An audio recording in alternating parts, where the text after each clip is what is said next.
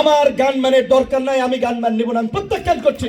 এবং সরকারকে বলতে চাই, গানম্যান দিয়ে গুটি কয়েক ব্যক্তিকে নিরাপত্তা দিয়ে দেশকে নিরাপদ করতে পারবেন না।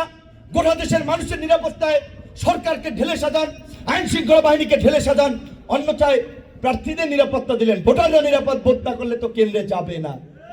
এবং আমি পরিষ্কারভাবে আপনাদেরকে বলতে চাই, আমার উপরে এই সরকার আমলে যে আক্রমণ হয়েছে সেটি আপনারা জানেন পুলিশ এবং সেনাবাহিনীর পোশাক পরিহিত দুর্বৃত্তদের দ্বারা। এই ঘটনায় যেহেতু 30 কার্য দিবসের নোটিশ জারি করে 4 সেপ্টেম্বর থেকে এখন পর্যন্ত বিচার করে নাই, তার মানে এই ঘটনায় সরকারের মৌন সমর্থন রয়েছে এবং যদি বিচার না হয় তার জন্য দায়ী থাকবে সরকার। এবং আমি এই ঘটনার জন্য ডক্টর ইউনূস এবং তার উপদেষ্টা পরিষদকে আমি দায়ী করব। তাই আমি আবার বলছি, আমি গানম্যান নেব না। আমার যদি কিছু হয় সেদিন আপনারা আমার কবরের সাথে এই উপদেষ্টা পরিষদকে আপনারা কবর দেবেন, এটি আপনাদের প্রতি আমার আহ্বান।